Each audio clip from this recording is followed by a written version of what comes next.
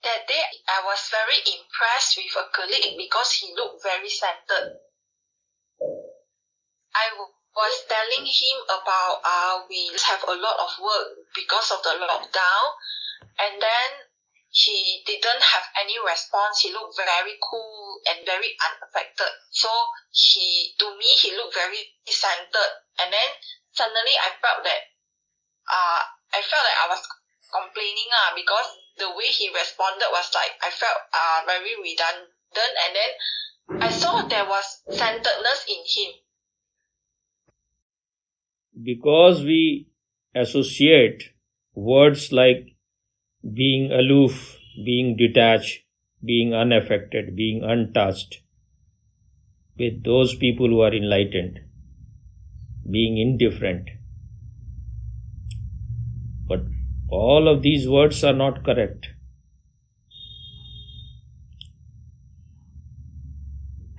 Buddha has said it very clearly that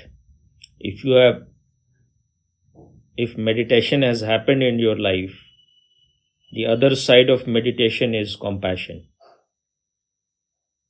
To be a meditator doesn't mean that you will become insensitive, you will become stone-hearted. It doesn't mean that your heart is dead.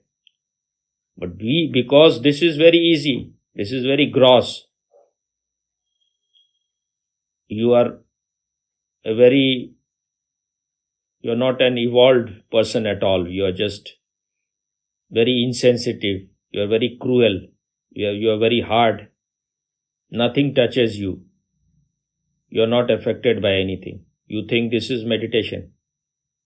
This is falling below human. Meditation doesn't mean that you have to kill your heart. You go beyond it. You don't go below it. It is being a watcher on the hill. So when you are the watcher on the hill, you are aware about things below it. Your heart is not dead. Your feelings are not dead. You have not become insensitive. You have become more sensitive. It is being like a flower, not being like a stone.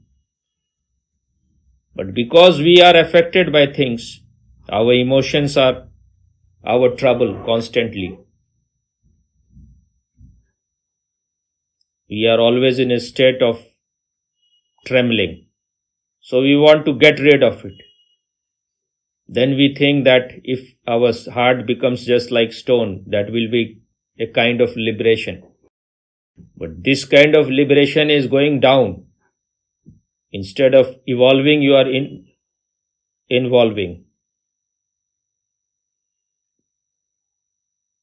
Or you can say unevolving. So we have great misunderstanding. The more meditative you become, the more feminine you become, the more sensitive you will become, the more kind-hearted you will become, the more soft you will become.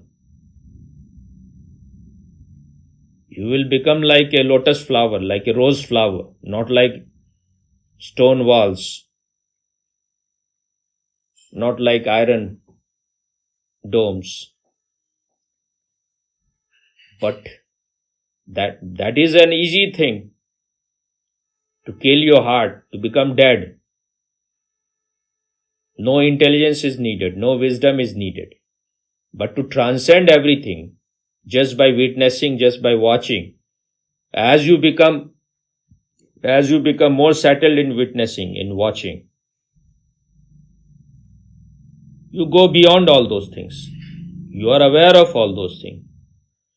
You become like a mirror. In the mirror everything appears, but mirror remains unaffected by it. But that doesn't mean that you are a dead person. You know that the other people are